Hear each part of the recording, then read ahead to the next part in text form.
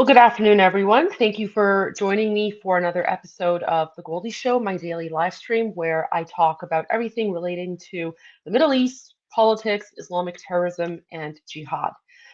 Today, we're going to talk about a very serious incident that just happened in the city of Toronto, Canada, a few days ago.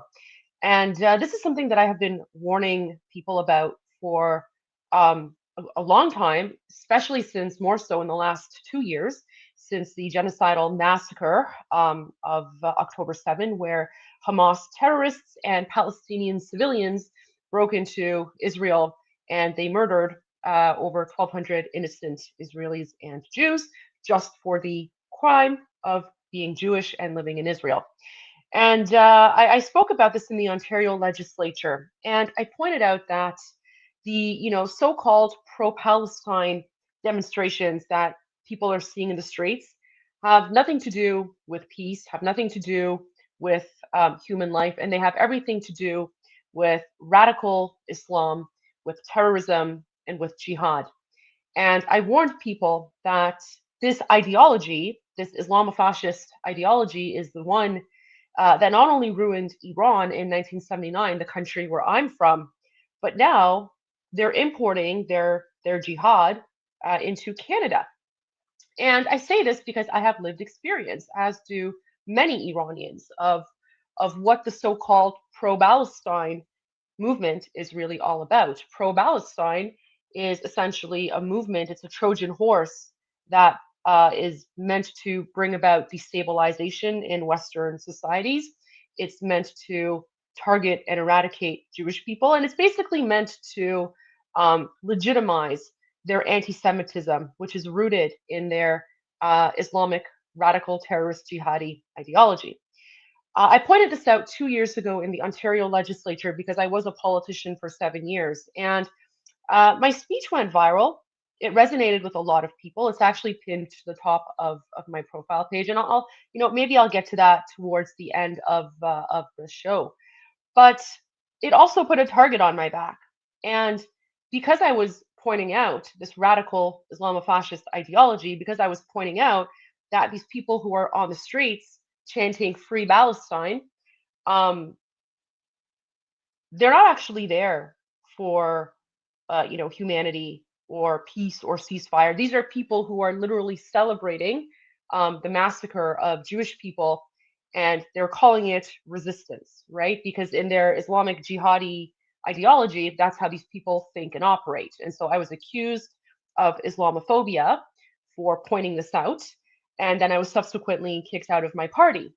Well, here we are 2 years later, and the exact thing that I warned about has now happened in Toronto.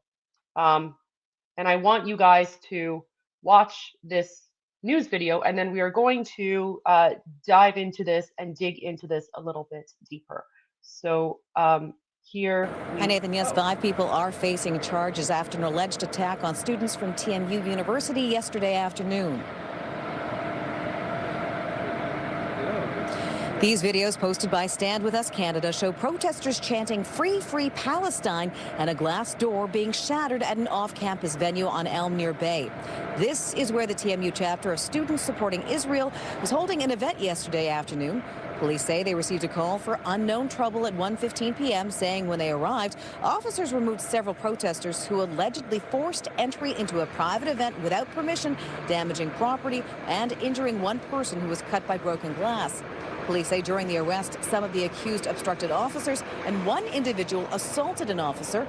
5 women who range in age from 21 to 29 were charged with a variety of offenses, including forcible entry and obstruct police officer.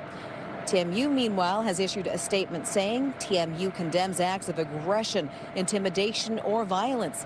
The actions that took place on Wednesday are unacceptable and do not reflect the values of our community. Our thoughts are with any students who may have been injured during the incident. Now, Hillel, Ontario, which focuses on Jewish campus life at 9 universities across the province, has now called on TMU's administration to hold those responsible for the, quote, violence or intimidation to account. Reporting live, I'm Janice Golding. Now back to Nathan. All right. Thank you, Janice. So we are going to dive into this a little deeper, but I want you guys to ask yourselves this question. If there is a ceasefire, if there's currently supposedly a ceasefire between Israel and Gaza, why are these pro-Palestinian, terrorists still going after Jewish people in Canada and targeting Jews in Canada? Guys, this has nothing to do with Israel and Palestine. I'm telling you, this whole Palestine movement is a Trojan horse for them to legitimize and justify targeting Jewish people, hurting Jewish people, and as you can see, attacking Jewish people when they're just trying to organize it and hold a private event. We're going to show more videos about this, but guys, with me today, I actually do have a very nice surprise for you all. The video just started. Joining me today is Dahlia Kurtz, a good friend of mine who happens to be Jewish. Of course, if you can't tell by her last name and her beautiful curly hair. She's also very, very outspoken about the rise of anti-Semitism and Jew hatred, not just in Toronto, but in Canada and around the world. So welcome, Dahlia. Thank you for joining me today. Can you maybe introduce yourself, talk a little bit about who you are, and then we're going to dive into this issue of Islamic terrorism and anti-Semitism in Toronto and Canada. Well, first, thanks for having me, Goldie. I appreciate it, and I see you're doing really well, so I'm very proud of you. I'm the most hated Jew in Canada. I think that's fair to say, especially since I'm told that every single day.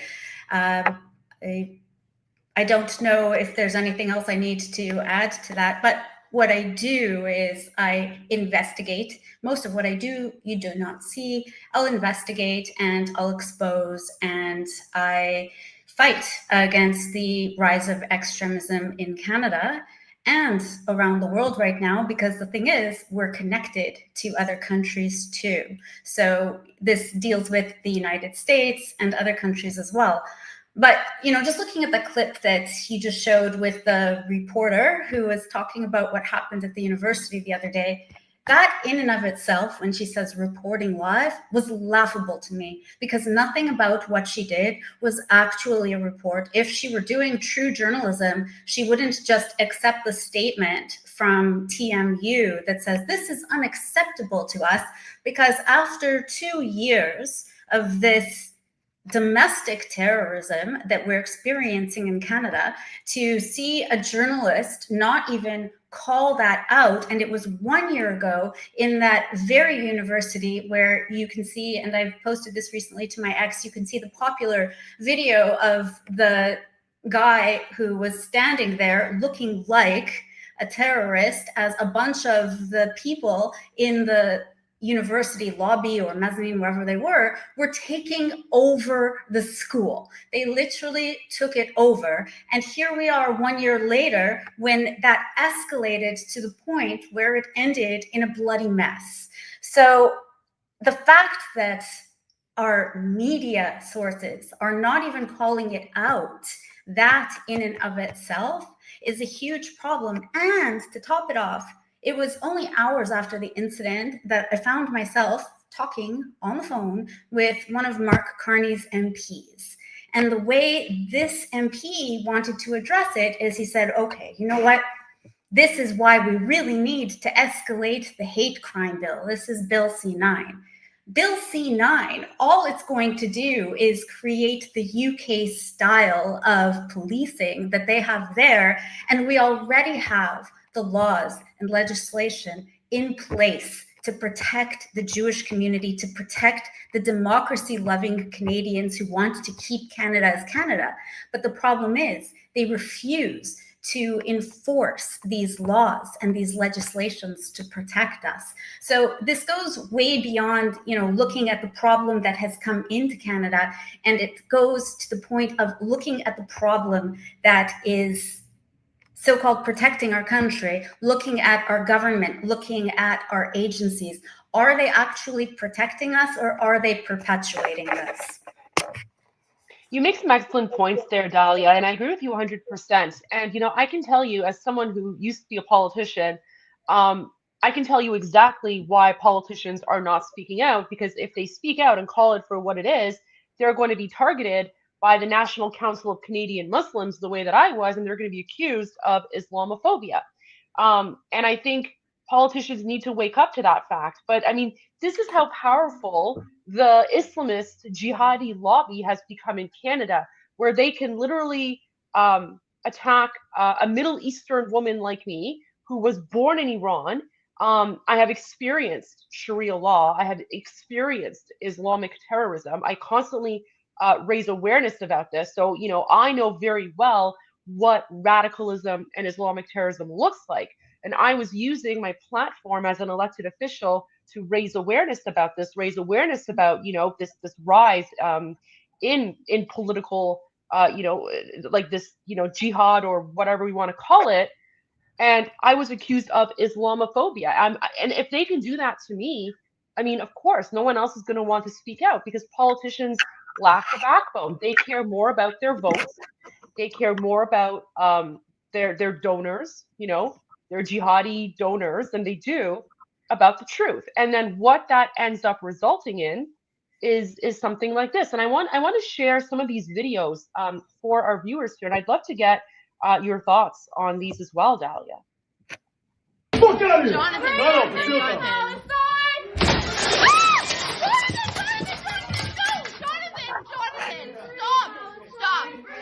stop! Get out of here! Get out! Get out! Get off this property! Get out! Our city! We refuse to allow Jonathan! in our city! Call 911! The police! Call 911! Our city! Call 911! Call Jonathan! Call our city! Call 911! Free Palestine! Free Palestine! Free Call 911! They're waiting for us. Free Palestine! Get out! Get out! Get out! Get out! This is private property! Get off our property! Dahlia, I want to ask you, why are they yelling "Free Palestine" And what does that mean? Like, given the fact that, President Trump has brokered this, this peace treaty in the Middle East, right? He's brokered the ceasefire, right? What do these little terrorist cosplayers mean when they're just barking out free Palestine? What's the intent here? Their intent is to find meaning with their life. Their intent is to find a greater purpose, a borrowed purpose, because they don't have one. And these are the very people that are preyed upon, as you know, by the nature of this growing snowball. It's more like a hellball that has been created. And it's almost as if, it's very primitive, it's very primal.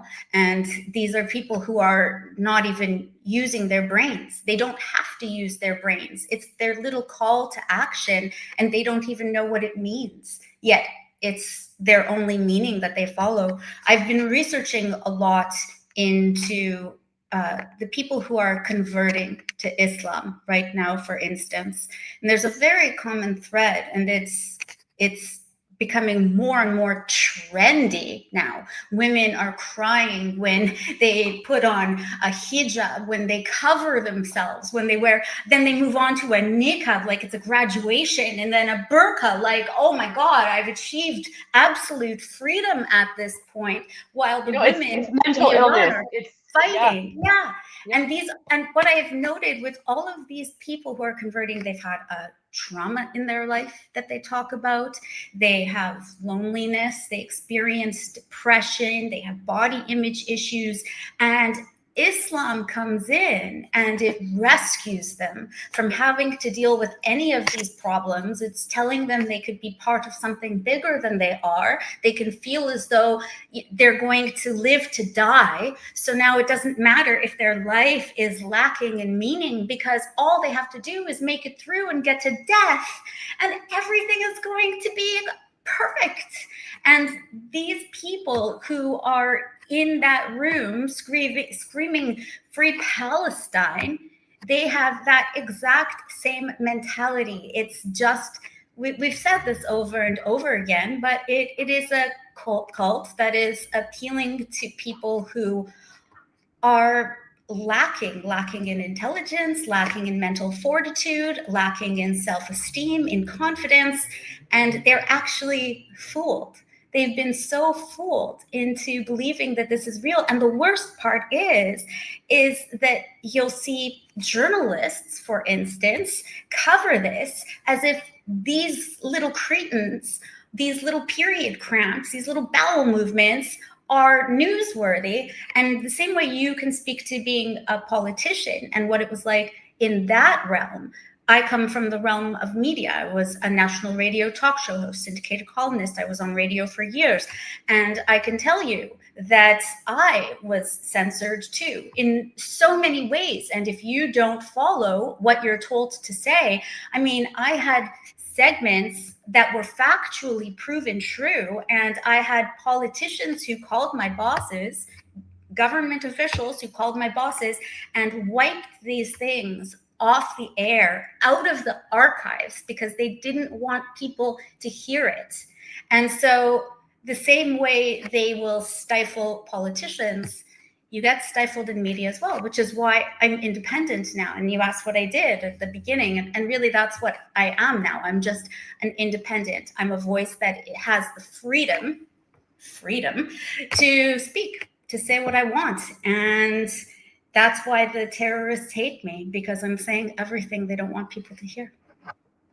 You make a very good point about that. And in fact, when I was a politician, as much as I spoke out, I was still limited by what I could and couldn't say. Mm-hmm. And I guess the National Council of Canadian Muslims thought that by accusing me of Islamophobia, they would actually silence my voice. But in fact, what they did is they actually freed me in a way to now say what I really want to say and to expose the truth, right? To go even farther now, because now I can do this full time and I don't have to worry about, what they're going to say or who they're going to complain to, right? Like they basically they've unleashed something that, you know, there's no turning back now in a sense, right? I also wanted to point out that, you know, these people who are you know, yelling like free Palestine, right? Again, I always put Palestine in quotation marks because there's no such thing as Palestine. It never existed. You know, even the flag is fake. The flag was invented by like some British guy in the 1930s. Well, my grandparents were Palestinian, except my grandparents were a different type of Palestinian because they were Jews. Well, of course, and that's the thing. That's the thing people don't realize. Like it was a British mandate, Palestine, and back then, Palestine was, everyone knew Palestine was where the Jewish people lived. And then, you know, I still put out there that the two-state solution already happened. It was Jordan and Israel. Jordan being Arab Palestine, Israel being Jewish Palestine. Right now we have a three-state solution with France, a four-state solution with the UK, almost a five-state solution with Canada. So true, so true. But I want to play some more videos here for our viewers because many are not from Toronto and they may not have seen these videos. So I want to share a few more of these videos, and then I want to sort of dive into, you know, why this is continuing, even though there was a ceasefire. But you know, any rational or logical person would assume that, you know, okay, you know, all the other behavior aside, you know, put it all aside, given that there's now a ceasefire, wouldn't that mean that all of these riots and demonstrations and, you know, whatever would stop?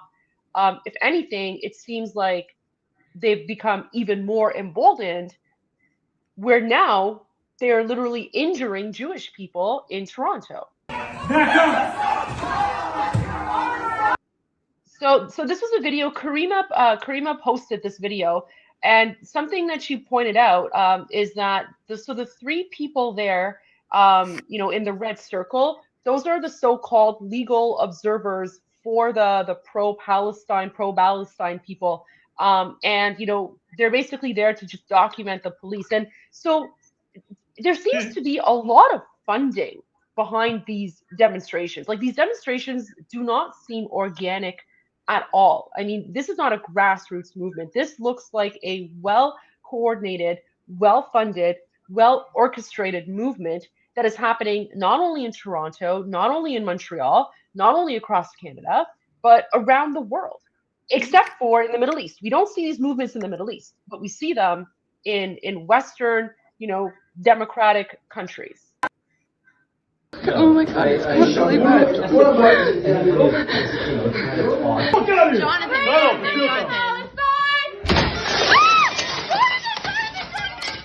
Jonathan. Jonathan, relax. It's not going to do anything. Okay, just call the cops. The cops are on the way.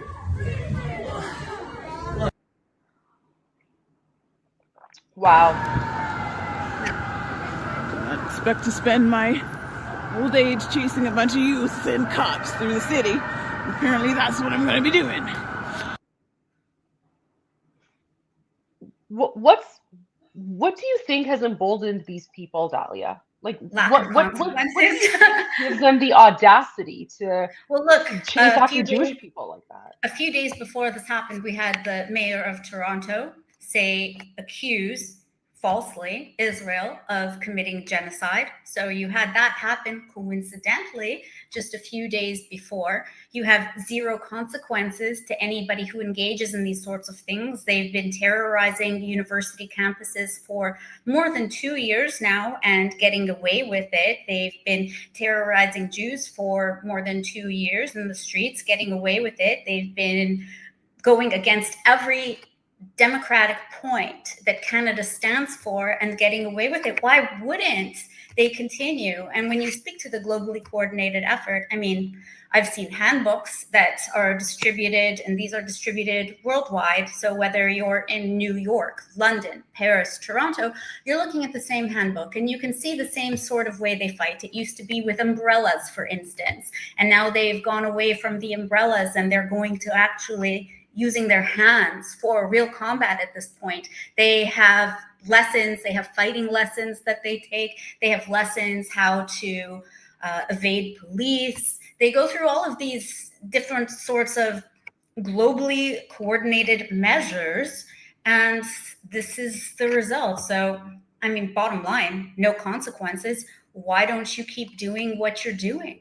And that's exactly what we see. And the police, when they called this out and they said, oh, we arrested 5 people, they didn't mention that it was for any sort of Jew hate. However, after the arrest, Chief Demku, the Toronto police chief, he comes forward and he says, we stand against Jew hate. We don't accept this. Well, that's doesn't seem to be the truth. I don't know if we can, there's the quote right there, our service stands firmly against anti-Semitism. How? Because you say you do? If I say I'm 5'6", am I suddenly no longer 5 feet tall? Because that seems like something that he's saying. And I also want to make a point about anti-Semitism, because you're not going to hear me use the word anti-Semitism ever. Because anti-Semitism was actually a word that was coined by one of the Nazi forefathers. And Semitism is a word that refers to language, not people. He wanted a more scientific sounding word. Linguists don't even use that anymore. So the word anti-Semitism literally means nothing. It has zero significance. It was whitewashed. And to see Jews and so many people who fell for that propaganda, the word is Jew hate. And it is not even accepted by the chief of police. He can't even say Jew hate, but that's exactly what this is. And the police, no, they are not taking a stand for it. I've called police with death threats. I've told them I have threats against my life. They tell me you're making yourself a target. Excuse me, I'm making myself a target by being Jewish? Is this what they say to victims of rape too? Is my Jewish skirt too short? This is what we have running our city right now. The police are not running our city. It's the Islamists' war. Do you feel like there is a double standard here? You know, I've seen some of these demonstrations and rallies, and you know, these pro-Palestine terrorists are literally calling for intifada. They're calling for the genocide of Jewish people. They're waving the flags of terrorist organizations. You know, they're yelling, like, you know, in Arabic, "Khaybar, Khaybar, ya Yahud," or, you know, whatever they say. And yet the police are just standing by and doing absolutely nothing. I mean, at what point? At what point is it going to be enough? I mean, even to this day, they're still going to. I think it's Bathurst and Shepherd, right? Like, you have these Islamist jihadis going to Bathurst and Shepherd. They're dressing up like Islamic terrorists. They're waving their terrorist Palestinian flag in a Jewish community. I mean, they're obviously there to, you know, to intimidate, to harass, to threaten, right?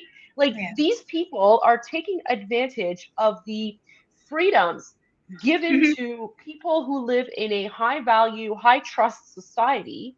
They are taking advantage of those freedoms to promote their jihad and Islamic terrorism. Well, it will all work itself out once we become a caliphate, and then they won't be able to have these freedoms anymore. So, problem solved, Goldie. Problem solved. Don't say that. Like, my family is scared. You know, Dahlia. I'll share a thought with you that a lot of Iranians have in Canada. Like, one thing that we constantly say to each other in Persian is, like, we literally escaped one Islamic caliphate and came to Canada.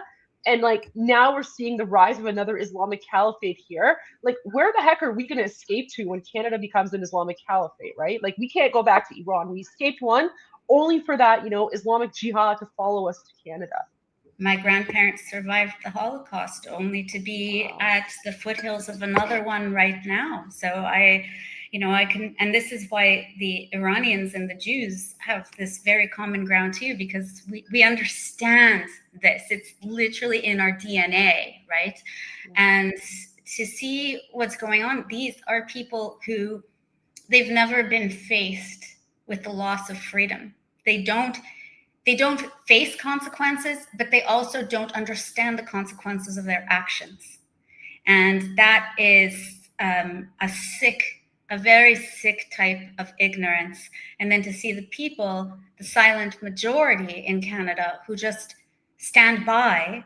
And then when push comes to shove and they have to make a decision, which I see in terms of how anecdotally, how people who haven't been involved in the conflict, I hate when people use that word, but who haven't been involved, how they're very quick to choose the other side, because that's the easier side, that's the bullier side, that's the side that's like, we're the victims, we have empathy, we care. And that goes to Godzad and his suicidal empathy, which is one of the greatest contributions to understanding this entire situation that we have going on right now. But the problem with suicidal empathy and actually understanding it is, if you are parasitically minded, like the people who suffer from suicidal empathy, you are not of rational brain to understand that you actually suffer from it. So it's us clear-minded people who can see it, but you're not going to convince somebody whose mind is parasitic that their mind is parasitic. And, you know, the problem, again, it comes down to consequences, and nobody suffers them. And this is going to continue to become worse and worse. And we see what New York is turning into, and we're not far off from it right now. And to see the government that we have in place, it is absolutely laughable right now. If our government is funding terrorism, and people can, I can't be community noted on YouTube for saying that, but they'll community note me up the wazoo on X for saying something like that. But it's true. You know, we fund, whether it's directly to the Palestinian Authority, whether it's through UNRWA, whether it's directly to Hamas and the dealings that we don't know about that take place, we are funding terrorism to the tunes of hundreds of millions of dollars, to hundreds of millions of dollars. So if our government is funding terrorism, why would it bother fighting it at home? You make an excellent point there. And, you know, again, these are people who are literally dressing up like Islamic terrorists, and they're going into Jewish communities, and they're harassing Jewish people who are just going about their daily lives. And, you know, they have absolutely nothing to do with what's going on, you know, in the Middle East, right? These are just Canadians who happen to be Jewish, who are living their daily lives, and they're being harassed by these people. Most of them, by the way, I've noticed, most of them are you know, like immigrants too, right? Like they've immigrated to Canada. They've brought their ideology with them, and now they're you know, operating that way in Canada, which is completely, I think, in contrast to you know, how Canadian society operates, and, you know, completely against the cultural norms of Canadian society, right? Like, we all know that it's not appropriate to, you know, target someone because of their faith or religion or appearance. Unless you're Jewish. Exactly. That's exactly it, right? Yeah. Unless you're Jewish, right? And why is it that they can get away with this? The way, I mean, I'm lucky. It's funny. I had to get an intravenous put in my arm the other week. I was having a surgery, and the nurse was putting it in, and there's like, that hurts so much. That's very painful. Why does it hurt so much? She goes, "You've got very thick skin. You've got unusually thick skin." And I was like, "Yes, I do. I do." And if I didn't have such thick skin, figuratively and literally, the way that I am treated, whether it's by police, whether it's I walk into stores, and if you haven't noticed, I'm somewhat identifiable. Someone spits at me on the street. The messages that I receive, death threats aside, the way that I'm treated is so subhuman. It would be worthy of people taking to the street in protest every day. But this has become so normalized in Canada that somebody who mistreats me publicly online with their face, with their picture, they'll get 100,000 views, 200,000 views, 1,000,000 views complimenting them on dehumanizing me. And the number of people who reach out to me and ask me for help, because whether they are Jewish or they're supporters of Israel who face very much the similar type of backlash that we get, they are reaching out to an average citizen, which is very sad, because it shouldn't have to be me. I'm their final resort.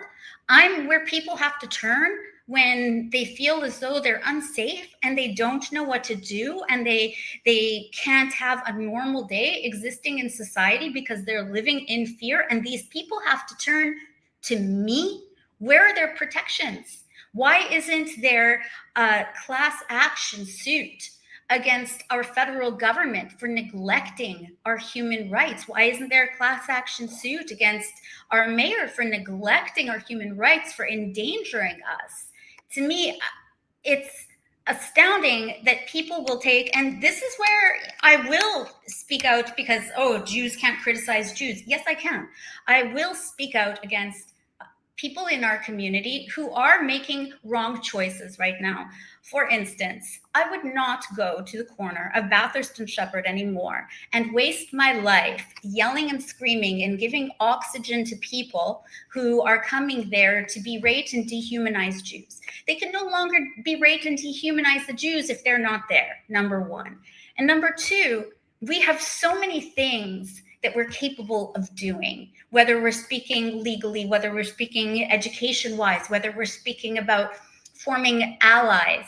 And standing on a street corner, yelling at period cramps on the other side is not going to make a difference. We can put our energy, our intellect, everything towards something that is actually meaningful, because another part of these protests, which are really hate fests, people call them protests, it's actually a brilliant maneuver on the part of this globally coordinated campaign, because what does it do?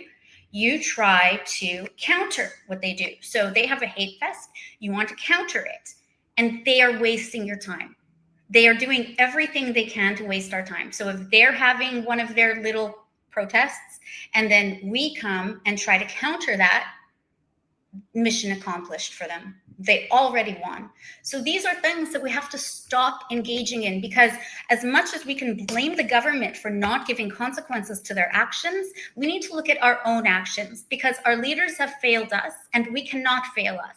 And by continuing to go to these stupid little juvenile terror tantrums that are held every weekend, we are just continuing, we're perpetuating the problem, we're feeding into them, we're giving them fuel, and that has to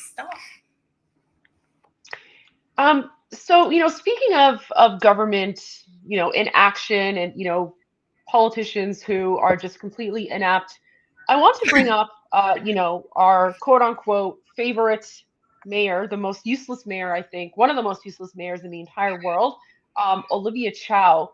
You want to talk about her hijab collection? Pardon me? Do you want to talk about her hijab collection? What are you talking about? I mean, at this point, I wouldn't be surprised if she started wearing a burqa right at these events, just absolutely ridiculous. But I mean, this is I want to play this video. And then, we'll get into it. So here she is at at an event that's organized by the National Council of Canadian Muslims. Again, for those of you who don't know, National Council of Canadian Muslims used to be called CARE Canada. It was an offshoot of CARE USA. CARE USA is connected to the Muslim Brotherhood, according to FBI documents submitted into a court. So you basically have this Islamist jihadi organization in Canada, the same one, by the way, the same one that accused me of Islamophobia for speaking out against Jew hate and radical Islam and terrorism, right? They have Olivia Chow there, and I believe she's probably the third mayor in the world to talk about this, this fake genocide in Gaza, right? I mean, you have the mayor of Dearborn, Michigan, the Islamist jihadi guy who, like, worships Hezbollah. Hezbollah is another terrorist organization. You have, I think, Sadiq Khan, maybe now Zora Namdani, and now you have Olivia Chow, right? So, wonderful company she's in. But I want to play this speech, and then I want to get your thoughts on this. I have a few questions. We feel the pain of what happens around the world. The genocide in Gaza impacts us all. Our common bond, our shared humanity is tested. And I will speak out when children anywhere are feeling the pain and violence and hunger. Did she write that speech, or did they? First of all, yes. I just want to ask you this. So first of all, like, she's the mayor of Toronto. Mayors have no impact on foreign policy whatsoever, right? Like nothing that she does has any impact on foreign policy. Is there actually a genocide in Gaza, Dahlia? Like, did any official authority declare that there was a genocide? Did the International Court of Justice declare that there was a genocide in Gaza, first of all? We've only had declarations that there's not a genocide in Gaza. And it doesn't matter what you say because it's on TikTok, so it exists.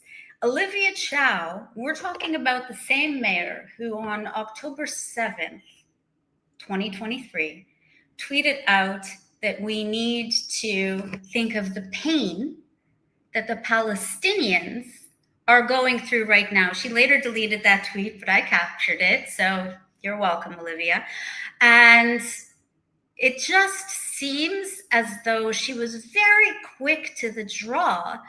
And you have to wonder if there was any sort of coordination that prompted her to make that post where, again, she was talking about the suffering of the Palestinians on October 7th when they before Israel had even retaliated. Before Israel had retaliated, when they slaughtered Jews so badly, I was able to bear witness to the aftermath, and I was on the kibbutzim and I was at Nova.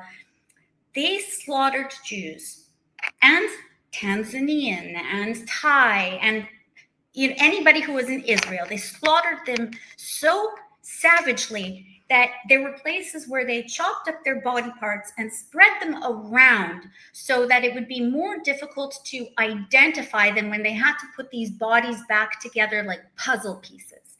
That's what they did. And she was telling us we needed to feel the pain of the Palestinians on that day. What a savage, psychotic person, honestly. Like, it's sick to my stomach.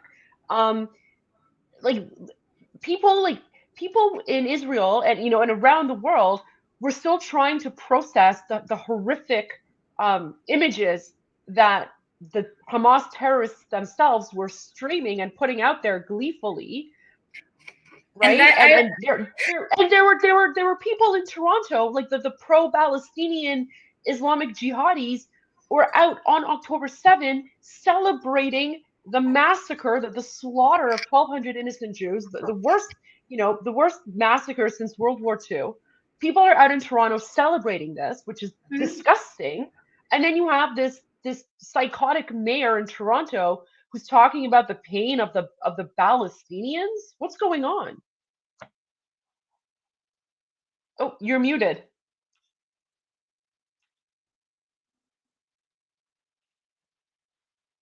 Now? Is this better? Yeah, I can hear you now.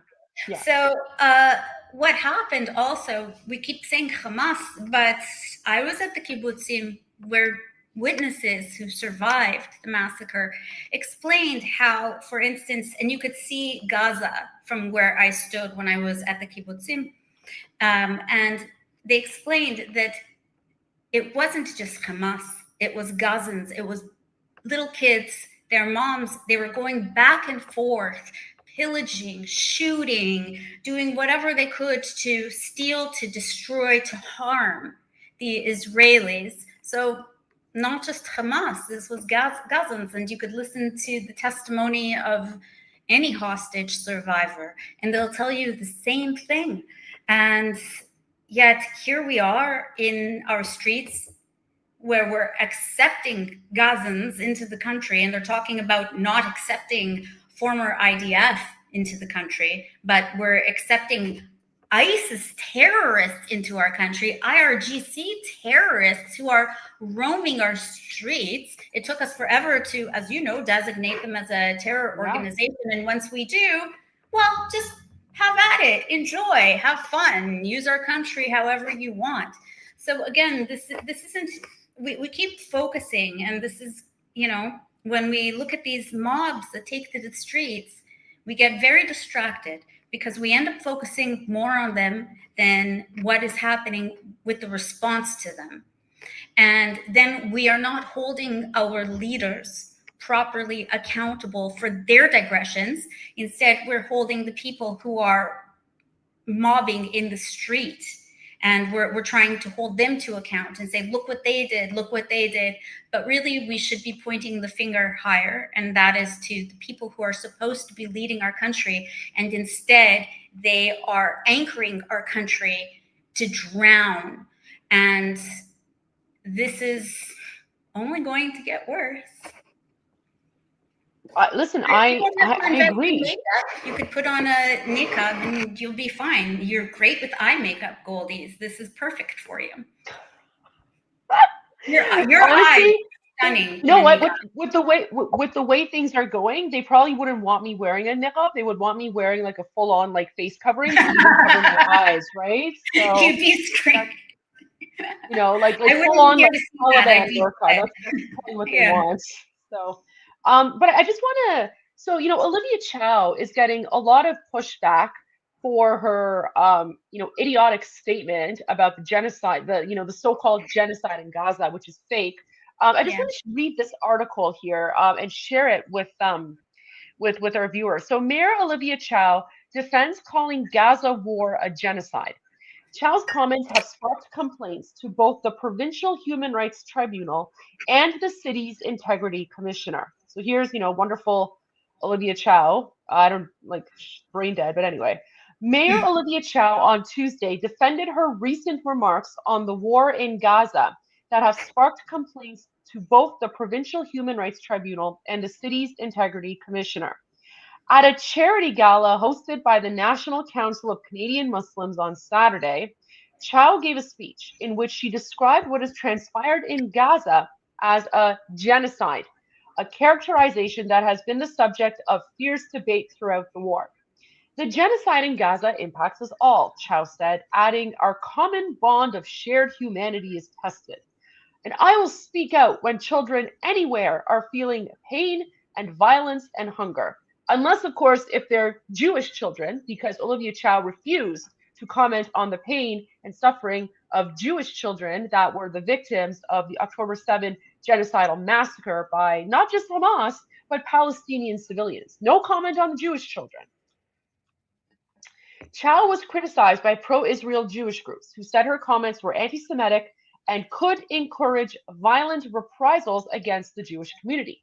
And I'm going to get to this because that's exactly what we saw right after. As soon as Olivia Chow made the statement about the fake genocide in Gaza, that, if anything, emboldened the jihadis to continue and escalate their attacks against the Jewish community.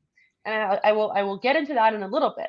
At an unrelated press conference Tuesday, Chow said her view is supported by 2 reports in September by international experts that reached the same conclusion as her. One was by a team commissioned by the United Nations Human Rights Council, the other from the International Association of Genocide Scholars. Isn't that the association where you literally pay like $25 and you become a genocide scholar? Yes. Like, isn't that like that made up association? Yeah. What happens around the world reverberates in Toronto, and I can feel the pain of people that have relatives in other parts of the world, unless, of course, if you're Jewish, Chow said Tuesday. Tafseek, a Jewish civil rights organization started after Hamas's attack on Israel 2 years ago, filed a complaint with the Ontario Human Rights Tribunal on Monday over Chow's speech. It said the mayor created a poisoned environment by calling the war in Gaza a genocide, which is a phrase widely used in anti-Semitic discourse targeting Jews collectively. Tafsik wants the tribunal to force Toronto's elected officials to take anti-Semitism sensitivity training and to award it damages for injury to dignity, feelings, and self-respect. Toronto human rights lawyer Runako Gregg said he doesn't think Tafsik's appeal will be successful, especially since the comments have also been uttered by international bodies that Canada is a party to. I don't know which international bodies have claimed that there's a genocide happening in Gaza, but there you go. There is no jurisprudence that I'm aware of at the Ontario Human Rights Tribunal that has deemed comments made by anyone about the actions of a state as in and of itself discriminatory. Also on Monday, B'nai B'rith filed a complaint to Toronto's Integrity Commissioner about the mayor's speech, in which it said there is no binding legal determination by an international body that a genocide in Gaza is taking place. But I mean, who cares about the facts? Who cares about the truth, right? Olivia Chow cares about what's being spread on TikTok, right? Postulating the unsubstantiated claim of genocide in Gaza is akin to a modern form of blood libel, reads the complaint. Reported hate crimes spiked last year in Toronto, with Jews being among the most frequent targets, according to police. In June, Toronto police said hate crime reports had decreased 47%. Chow is not the I just want to speak to that point right there about the police before we go on about genocide, because I honestly don't think people know the difference between genitals and genocide. But the police saying that the hate crime reports have gone down, could it possibly be because people don't bother waiting on the phone for 1 week to get through to police like I did every single day, calling them on the phone for hours on end? And the only reason why I was able to possibly even get any sort of police person at the end of this week of trying to get police after very serious death threats against me and my family was because I understand how to work the system a little better. Watch all of the people who are against whatever. They're going to talk about me being part of Mossad because I was able to get police after 1 week of trying because I understand how to work the system better. The only reason why the police can say that hate crimes have gone down is because people are not reporting them. That is the only reason. If anything, from my research, from people coming to me, from what I see, hate crimes, I would guarantee, have gone up against Jews in this city and against anyone who supports Jews. For sure, 100%. The police are very good at massaging their statistics in order to get across the message that their masters want them to get across. You know, you make a very good point there. And, you know, I feel like all of this is related, right? This whole defund the police and, you know, like basically limiting the resources. I mean, look at what happened in New York City, right? Mamdani, I don't even want to get into the Islamist part of you know, his narrative, but just looking at like the socialist communist aspect of it, right? He campaigned on defunding the police and people because they've been so indoctrinated and brainwashed, right? Mm-hmm. They think it's a good thing. They think it's a good thing. And all that does, as you can see, it leads to rising crime. It's a great thing for Sharia law. What are you talking about? It will help it so much because this way men can beat their wives and not have like police interrupting them at their door. Efficiency. Yeah. But you know what? You make it, yeah. I mean, and that's the other thing. Like, I'm starting to also notice, Dahlia. I mean, it seems like now that the conflict is you know at a ceasefire for now, because we all know Hamas is going to restart at some point, right? Like they have, and Israel's had its hands tied. Yes, absolutely, 100%. But it seems like the narrative is now kind of shifting towards advocating for Sharia law and talking about how amazing it is, and you know all this like utter nonsense, right? And all of this is essentially to try and, I believe, to legitimize this Islamist jihadi ideology, right? Because the entire the entire purpose of the fake Palestinian cause is to genocide the Jewish people, and basically, like these jihadis, they can't get over the fact that Israel exists, right? Because for the longest time, Jewish people were, second-class citizens. They were dhimmis, or whatever. They paid the jizya, all that like Islamist nonsense.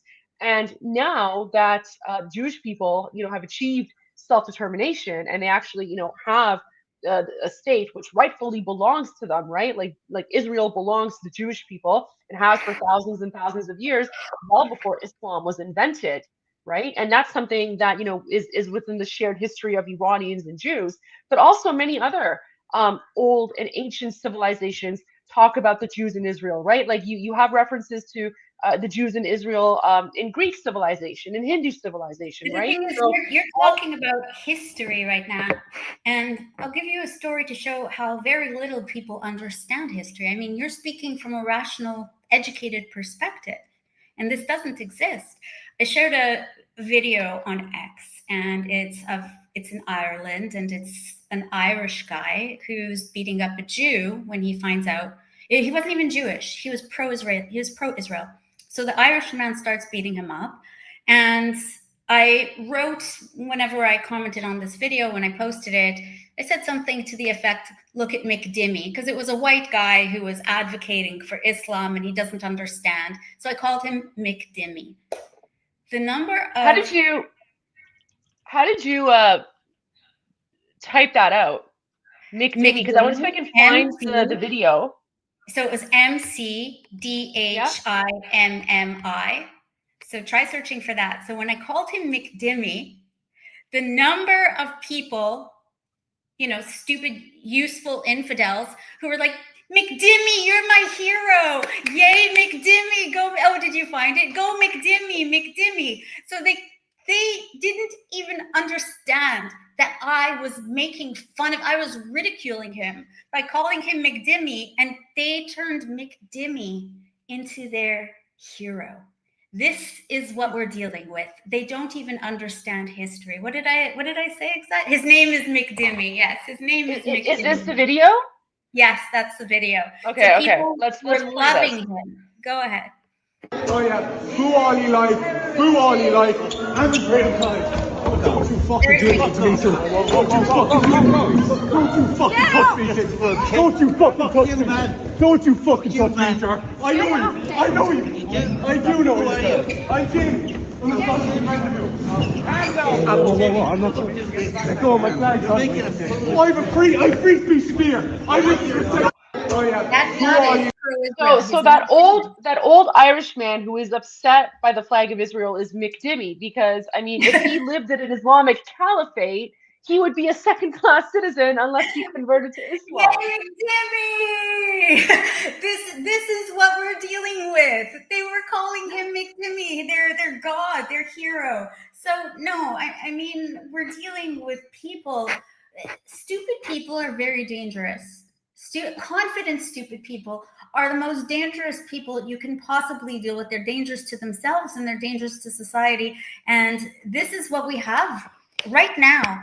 I look back at when I was in university, and I'm not immune to what happens either. I've always been very strong-minded. I've formed my own opinions, but I look back, I was in political science. This was one of my majors. And German, because I thought that a good Jewish girl needs to learn German. I should have learned Arabic. And they were teaching us about the importance of DEI. And the way that we were taught about the importance of DEI, they showed like a sliding scale. So you start with equality of opportunity, and then you move on to different types of equality. And then the best is DEI. So there was no critical lens to view this with. It was just, here you have this, and then the best you can get, the best you can achieve for society is DEI. So imagine I have to write a paper, a 20-page paper, talking about the virtues of DEI. So it's very surreptitious, the way I was, because I believed it too. I was like, yes, DEI, until you understand what it is. And when you're taught that this is what it is, and you're told you have to write a paper on its virtues, and your grades, depend on agreeing with the professor, of course, this is an excellent way to indoctrinate even people like myself who have always viewed things with a more critical eye. I didn't. I look back now and I see the faults that I had, the way I looked at things. And so to look at how far universities, you could say, have progressed, I would say regressed at this point. They're not learning institutions for the most part. There are a few good ones, but they're not learning institutions for the most part. They're indoctrination camps. And you can see, because the students aren't even in class anymore, they're able to rip up the lawn at McGill. They're able to smash the windows. They're able to smash the doors. They're able to put bloody paint all over the place. You see police running after all of these masked students, most of which probably aren't even students on the loose, not one arrest. And yet things continue. So how does this happen? I mean, it's coordinated on so many levels, systemically, educationally, politically, in our healthcare system. It's absolutely everywhere, to the point at which we have politicians or people put in place like Olivia Chow, like Mark Carney, and you wonder, are they getting salaries, perks? Where are they getting anything in return that we're not seeing for what they do? It can't be so cut and dry with what we are exposed to. I'll tell you, I've been in circles. I'm in circles with politicians, and you know this too, that a lot of what happens behind the scenes, people will never find out about. And it's very much like the dirty soap operas that you see on TV that just seem like they're so fabricated and they're not realistic. But when you're in the world of politics, you can see how realistic these soap operas actually are. You make some very good points there. And, I actually remember learning about DI in university as well. I mean, this is 20 years ago now. And I was also taking political science. And you're absolutely right. The way that, political science and the humanities works, if you want to get a good grade, you have to basically agree with the professor. And when I was in university, that was sort of the beginning of this, indoctrination from the neo-Marxists or the neo-communists, right? Where I distinctly recall my university professors would teach us about, Latin America, and we would have to praise the amazing socialists who were turning their countries into a utopia based on socialism or whatever, like Hugo Chavez, or we even had to write up, praise, Che Guevara and all these people, right? And now, like 20 years later, in Latin America, that's obviously backlashed, right? It's backlashed severely, and yet that's what university professors were teaching, and DEI sort of goes into that, but also this narrative of the colonizer versus the colonized, and the way that and I'll get to this because I want your thoughts on this, but the way that sort of ties in together is, you know they structure it in this very simplistic framework of, white equals colonizer equals bad, brown equals colonized equals good, right? Like that's how they teach it, which is incredibly simplistic, because the biggest colonizers in the world, are the Arab Muslims. They basically colonized like 25% of the world, right? And that includes Israel, that includes Iran. Now, the indigenous people of Iran, the Iranians like myself, we were able to avoid being Arabized, let's say. So we were able to keep our distinct ethnicity and heritage and language. Of course, they imposed Islam on us. But it's the same thing with Israel, right? And yet, for some reason, these people have a very simplistic perspective and the wrong perspective, especially when it comes to Israel. And they claim that because the Arabs are brown, And, the Jews, not all of them, but some of them, because I've been to Israel, right? And Iranians, we come in various colors from white to black. And with So do Jews, we. it's the same thing. Various colors, from white to I'll tell you, black my as well, parents like have 3 Ethiopian children. Jews. My parents have 3 children. We also come in various colors, from white to dark Yeah. brown. Like this is just how it is. But it's Exactly. not seen that way. And I'm white when people want me to be white, and I'm whatever subhuman color they want me to be when I'm a subhuman whatever. And Yeah. I am born in Montreal, and I am not a colonizer. I'm a Canadian. But it doesn't matter, because whatever argument you have, the people on the other side will try to invalidate it with any argument that doesn't make sense. I shared a picture of my black grandfather and my black niece online. And I said, here's a white colonizer, my grandfather, white colonizer, my niece, white colonizer. And they're clearly not white.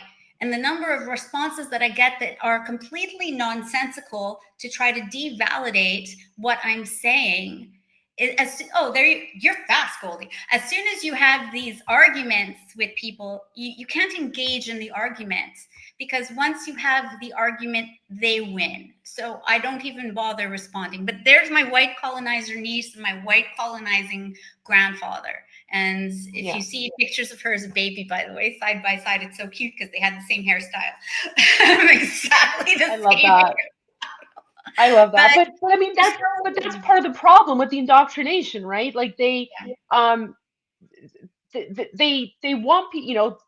they classify Jews as white in order to then fit them into this colonizer versus colonized narrative, which they use for English colonization. And don't get me wrong, like of course there was British colonization, there was European colonization, but the European colonization pales in comparison to the Arab Islamist colonization. And no one ever teaches about that. No one ever teaches about the Arab slave trade. No one ever teaches about Arabic colonization. So a lot of people don't know about it. Meanwhile, those of us who are from the Middle East, we're, sitting there twiddling our thumbs like, hello, what about us? We're here, right? And no one ever asks why, like pretty much everyone in the Middle East, up until the border of Iran, of course, because we resisted Arabic, but everyone in the Middle East, and then all of like North Africa, no one ever questions why they all speak Arabic, right? And no one ever asked that question. You touch upon something that is actually critical to education, and it's a mistake that the Jewish communities around the world have made in all of their efforts to help, I guess you can say, if you want to talk about the PR behind everything. The big mistake is that Jewish communities, Israel, has always pushed only for Holocaust education. Holocaust education is, of course, imperative above all. We just lost another Holocaust survivor the other day, Manfred Goldberg, I think, and we keep losing our survivors. But this is not the point of education. This is not the only point of education we need. People do not understand what Israel is. They do not understand that Zionism is the first successful anti-colonialist movement. They do not understand the history of why Israel came to be, what exactly happened, the massacres that the Palestinians committed, for instance, in Lebanon. And people have no idea about this history. And this is the history that needs to be pushed by not only the Jewish community, but any community, any movement, any organization, any political organization that values democracy. They need to teach it, because if you want to look, we've always talked about Greece as understanding democracy. Israel is the country, Israel is the place where we taught how to achieve democracy when it is taken away from you. And that is intensely valuable, but nobody learns about this. Nobody understands it. I have highly educated ex-friends who were never really friends, who immediately believe the propaganda that they're shown, because it's shown with a bully, it's shown with we're the victims, and the number of times that it's repeated makes it more believable. And it's not only the repetition of this message that makes it believable, but what ends up happening is we end up hearing two sides. We hear the Israel side and we hear the Hamas type side, if you will. And when you keep hearing, for instance, from the Hamas side, things that sound so ostentatious, like the most incredulous lies, and then you hear something opposite from Israel, which will be the truth, people think everything is a lie. And then who are they going to believe? They're going to believe the louder, bullier type of voice. And that is why people, they're not choosing it because it's so believable, because if you listen to it, it really makes no sense. They are choosing it because they don't understand, and people want to make a decision. They want to feel like they understand. They want to feel like they're part of something bigger than they are. So they choose to go with the bully. And this is a serious lack of education we have, and that's where we're finding ourselves because of it. Yeah, 100%. And you also have these propaganda outlets like Al Jazeera, for example, right? Like Al Jazeera, which is a mouthpiece for Yes. Qatar and the Muslim Brotherhood, and of course the Islamic Republic occupying Iran, where I'm from, right? And Al Jazeera is actually banned in several Middle Eastern countries, right? Al Jazeera is banned in Saudi Arabia, it's banned in Egypt, it's banned in Bahrain, it's banned in Jordan, and it's banned in the United Arab Emirates, right? And the list goes on and on and on. So Al Jazeera is banned in those countries, which are, Muslim countries, right? Muslim countries in the Middle East have banned Al Jazeera because Al Jazeera is known to be a mouthpiece for But it's Islamic a source for terrorism. Canadian outlets. Exactly. And yet Al Jazeera, like Canadian journalists and media are using Al Jazeera as a reference for what's supposedly happening in the Middle East, even though it's banned in those Middle Eastern countries. And it's not just Al Jazeera. They've also created AJ Plus. AJ Plus is very, very prevalent. And it caters to the younger people, right, with their videos and whatever. And they have been indoctrinating the young people for quite a while now, because how else would like a young person in Canada who doesn't know the difference between Hamas and hummus wake up one day and then just claim, right, and claim that like Hamas are resistance fighters, right? Meanwhile, we all know that they're Islamic terrorists. We all know what they stand for. They are the Palestinian branch of the Muslim Brotherhood, which is again banned in several Middle Eastern countries. And yet, it's not by accident, Dahlia, that you have these people who have no connection to the Middle East wake up one day and they're chanting Free Palestine and they're talking about this fake genocide in Gaza. But not only that, they're now targeting Jews in their own countries who have absolutely nothing related to what's happening in Israel. And yet it's like this collective guilt, right? But yet somehow they are using this narrative and this language to portray it as the opposite. So they are engaging in domestic terrorism, and yet they are using language to make it seem as if they are the oppressed and it is their right to, for example, go and attack Jews who are holding a private event in Toronto because they are fighting, they are the resistance, right? Like, how does it get to this point? Who is behind this? Who's funding this? Well, I mean, we know when we follow the money, for instance, you can look to see the sources, and we've talked about these things ad nauseum. But when you talk about language, you hit something very important there, because I have a 6-point science-based plan, of course, that was started by the Mossad. They trained me apparently to give me this information. One of the key points in mobilizing people around a cause, and this is science-based, one of the key points of mobilizing is around language, which is a very big reason why I brought up the word anti-Semitism earlier as being a part of that language when Nazis didn't want to have the word Judenhass, Jew hatred, and they needed to replace it with something more scientific sounding. And you can see when you say, oh, this was an anti-Semitic event, or you can say this was a Jew-hating event, the impact of it immediately changes. Anti-Semitism, there's no Jewish word in there. There's nothing Jewish about it, and it doesn't even make sense. So when people are talking about anti-Semitism over the years, there's a mental block that connects anti-Semitism with Jewish people.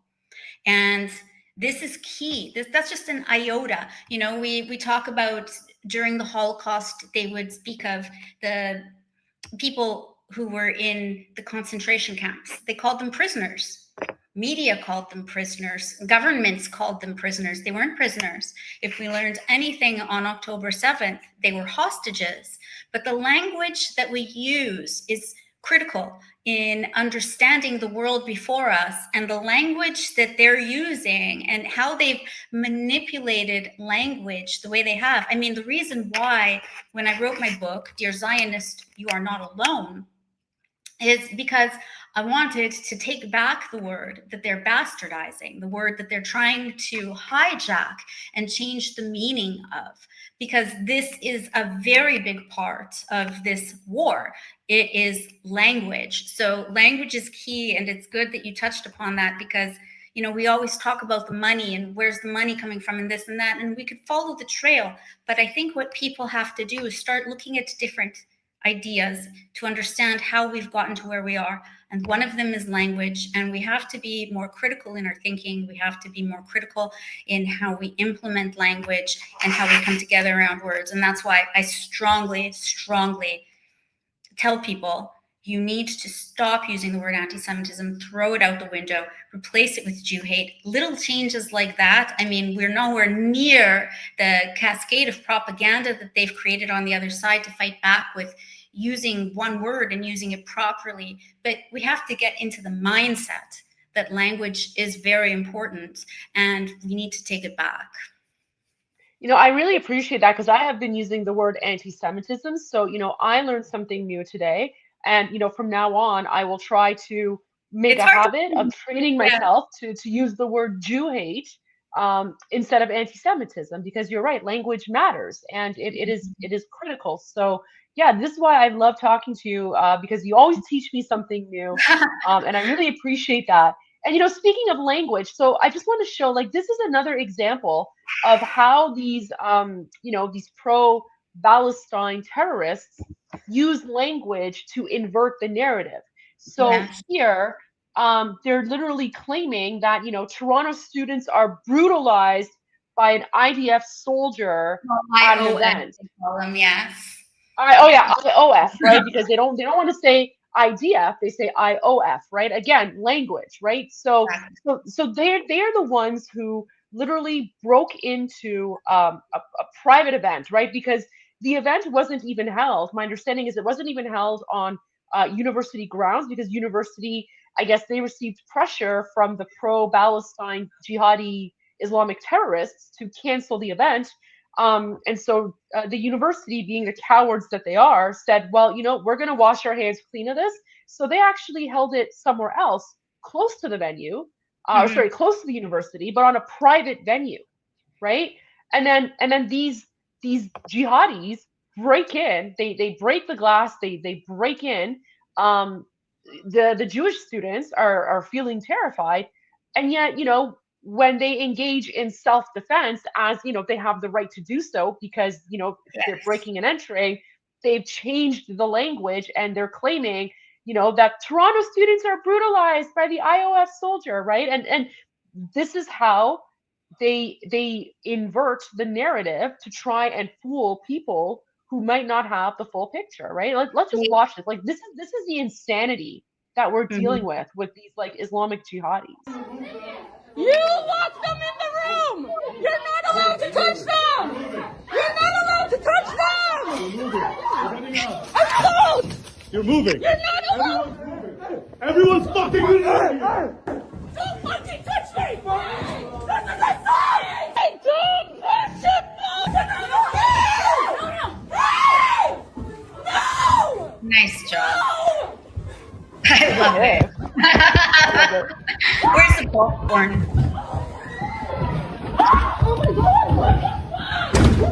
Email TMU admin.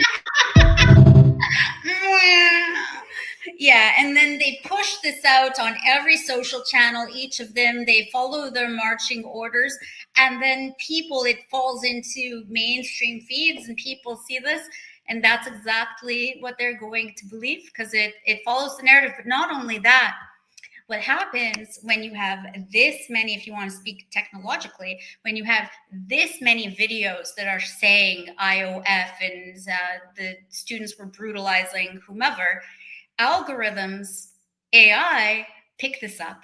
And then it's teaching Google, it's teaching Grok, it's teaching ChatGPT an inverted reality because it's prolific.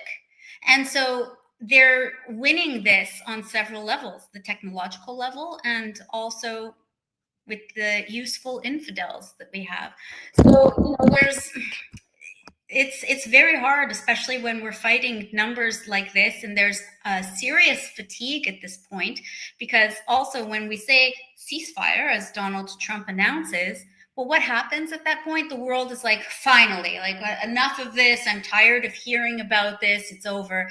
And that's the perfect time for them to escalate what they're doing when people are looking away more, for them to get away with even more. So it's exceptionally well coordinated, this entire scheme that they've created. It's only going to get worse and worse. And I shared a post earlier today. Maybe you could find this because there's so many numbers on it. It might be the last thing that I put up. And it's showing the percentage of Jews that were in Warsaw about 100 years ago, the percentage that were in Baghdad, the percentage that were in, where else was it? I forget what other city I put. And it's just showing, for instance, how New York. Is it this one? Yes, there it is. Okay. So New York is 12% Jewish. And this was the city, the biggest Jewish population outside of Israel. This was the city that we were relying on to keep us safe. And then they vote in Mamdani. And if you look at the history, if you look at Baghdad, if you look at Minsk, if you look at Warsaw, look at them 100 years ago, the percentage of Jews that they had, and look at them now. New York has only 12%, far fewer than when you look at a place like Warsaw, for instance, and then look at how far it's come down from genocide and ethnic cleansing. New York is not immune. By the way, I would love to see numbers on Palestinians right now, and how Palestinians, I'll use quotes, and how their numbers have only grown exceptionally quickly, especially under a famine and a genocide, because if you starve yourself, as gymnasts who have had to regulate their food consumption, for instance, you will lose your period. You will not menstruate. You will lose your ability to be fertile. Yet, in a famine, Gazans are like bunnies. So explain that to me, Olivia Chow. Or you're 100% right. Yeah. No, you're 100% right. I mean, I just want to point out, like, if this was a so-called genocide, it was the worst genocide in the history of genocides ever, because it was literally the opposite effect. Like, the population of Gaza actually increased, right? That's not what happens in a genocide. And when you compare images of Jews freed from Auschwitz versus the day after the ceasefire, it's night and day. But no one ever speaks about that, right? No one ever speaks about the absolute lies, right, of this fake genocide and fake famine in Gaza, where the only thing that they suffer from is a high BMI and diabetes, sugar-induced diabetes, from what I've seen. Right. And, you look at just the other day, Rom Brozlovsky, who is a hostage survivor. He shared part of his story with Israeli TV, and this was published around the world. And he talks about the horrors, the sheer horrors that he faced of violent sexual brutality against him, having rocks hammered into his ears with nails, the torture that he experienced as a human skeleton, the horrors of everything he said give me chills as I speak of it right now, and his bravery to share it with the world. And the way people have ignored him, the way that, can you imagine if a Palestinian, a Gazan, came out with the same story that Ram shared, can you imagine how the world would react? And yet, silence. It just shows the morality that we've heard the words moral compass so much, they've almost lost meaning. So many words have lost meaning, but I don't know how else to describe it. The moral compass of this world is so off-center. It is so skewed. It's absolutely, people should be alarmed. People should be alarmed. People should be scared. But you know why they're not? Because we have a mental health crisis, because we have a loneliness epidemic, because people are economically struggling for their lives. And the big conversation at the end of the day is, what are we going to have for supper? Are we going to splurge and buy something off of a food delivery service? And what are we going to watch on TV as they sift through Netflix shows for 1 hour trying to choose what they watch? Because people are self-medicating with food, with entertainment, with pacification, because they can't deal with their own lives. So why do they want to deal with a conflict that doesn't even personally touch them according to their perception of reality yet? That's a huge problem. And that is where we find ourselves. And it will only get worse. Happy weekend! I agree with you. People, and that's one of the challenges that I face as well when I'm speaking about, Iranians trying to overthrow the Islamic Republic, and I'm raising awareness about radical Islam. A lot of people say, well, what does that have to do with me as a Canadian? Well, that's because it's this ideology is not limited by the concept of a nation state or a border. This ideology is right here in Canada today, and it's manifesting in different ways, whether it's Jew hatred, whether it's radical Islam, whether it's promoting Sharia law, whether it's lobbying Mark Carney, the Prime Minister of Canada, to where he says Muslim values are Canadian values, which I find horrifying. Right? Again, you can have whatever religion you want to have, but don't preach it to others, especially when you're in a government position, right? Just religion should be separate from politics. But what should I have for supper tonight, and what can I watch on Netflix after? This is what I need to know. This is what's important. This is, and I can understand why people escape. I have a friend, and his mother is getting older and watches CNN all the time. And he tries to explain to her about the fake perception that CNN is offering. And when he explains what's really happening in the world, she gets a lot of anxiety. It freaks her out, and she shuts down the conversation. That is a microcosm. That snapshot is a microcosm of the greater problem. People would rather be pacified. They'd rather be placated than know what is really happening. It's too stressful to deal with. When I had my radio show, one of my radio shows, I got pulled into the office by my 3 bosses one day, and they asked me what type of burger I am, which I found to be an incredibly odd question. And then they told me what type of burgers their other hosts are. And I'm like, this is just, why do I have to be a burger? And then they looked at my lineup for my show, and they said, your show is too good. Not good like I'm an incredible host, but good like I've worked too hard on my show. And I've put together a bunch of guests, and I've prepared a great lineup to educate people, teach people, inspire people. And so they threw away this idea. I had an astronaut coming on my show. They threw away this idea that I had, and they said, summer heat wave, we have a great idea for you to do. On my 4-hour show, they wanted me to do periodic check-ins with a bakery and find out what the temperature in the kitchen was. This mainstream media, this is what they wanted me, instead of something that I worked hard on, because one, it will make the other hosts have to up their game. And they don't want to have to up their game. Why not? Because mediocrity ends up giving a greater return on investment.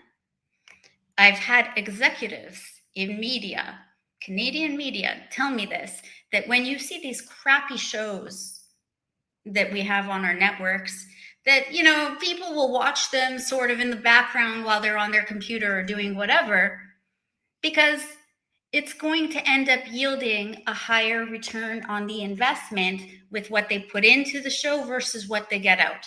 So they didn't want me actually educating people and giving them real news, which was very hard for me to do on my show too, because I realized I had to retrain my audiences, because it's exactly what I did. People are used to being pandered to. And they wanted me to replace actual news, actual information, actual newsworthiness with finding out the temperature in a bakery periodically throughout a 4-hour show. 3 bosses. That is ridiculous. But that is the reality of where we live now.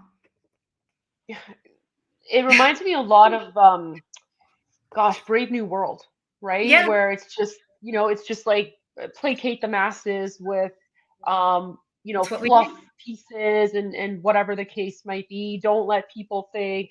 Don't get them thinking. It's true. Yeah, that's where we're at. So I want to, I really appreciate you being here and spending all this time with us, Dahlia. Your voice is so important. I want to, eventually start wrapping up here because I've taken up a lot of your time. But I really want to know, so what can we do? Those of us who are not Jewish, but we support the Jewish community. What can we do to help fight this rise in Jew hatred and this rise in this radical jihadi ideology that is literally endangering Jewish people and putting their lives at risk? First, thank you for saying Jew hatred. And that's one of the things right there. That is one of the things right there, is to be open and to educate yourself. The other thing that I would say is I think that we need to make people understand that it's not about Jews. They're sick of hearing about Jews. They need to understand how this will affect them. People don't care until it directly affects them, and they don't realize that yet. And so the point that we have to drive home is that this is a threat to our democracy. This is a threat to our Western values. And we have to show people what they're going to lose. So keep speaking up. Use the word Jew hatred. Don't overuse it, because we have to make people understand that it's actually about Western values. And that's what this is. This is about destroying Western civilization. And this is not what we have. Remembrance Day coming up in just a few days. And I think of all of the veterans, Mike, and I just think of all of these friends that I've had through the years. And I cannot believe that we've come to this point where everything that they sacrificed for us and sacrificed for their lives, for our freedoms, is at risk. So we need to understand this is a fight for Western civilization, and we need to fight for what the people before us fought for, so that we would be able to be here right now. And that's exactly, that's the best thing that I can say, is fight for the freedom. Absolutely, 100%. Well, Dahlia, thank you so much for joining me today. I know it was a little bit last minute, but I do appreciate you taking the time. The viewers really enjoyed hearing from you, so I hope you can join us again in the future. especially to talk about the rising Jew hatred and violence in Toronto, Canada, and around the world. And for those of you who are watching, make sure that you follow Dahlia. She is on X. She is on Instagram. I don't think you have a YouTube, not yet, but maybe in the future. My YouTube is there, but it's older videos. Oh. But if you follow on my YouTube and you subscribe, you might just make me want to make more. Okay, well, you know what? Next time that we do this, you should live stream from your YouTube account there. So we'll definitely do that. But thank you for joining, and for everyone, make sure that you like and subscribe and share this live stream, whether on YouTube or whether you're on X. Let's get the word out there. For those of you who tune into my evening shows, we're going to do another one tonight.